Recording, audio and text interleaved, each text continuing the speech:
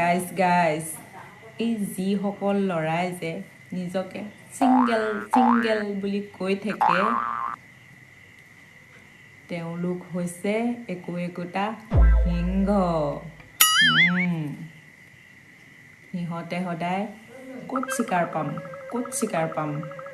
সেইটো ধান্দাতেই থাকে চিকাৰটো লাগিলে বুঢ়ীয়ে হওক বা থেৰিয়ে হওক চিকাৰটো চিকাৰে ন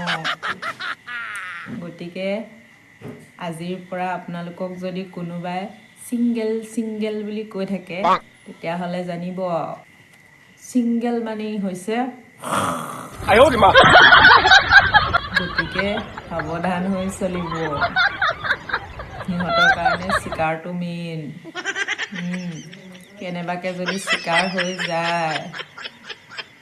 তেতিয়াহ'লে চব শেষ আৰু যদি কেনেবাকে সিংহৰ মুখত পৰিবলৈ হয় তেতিয়া আৰু কি হ'ব সকলোৱে জানে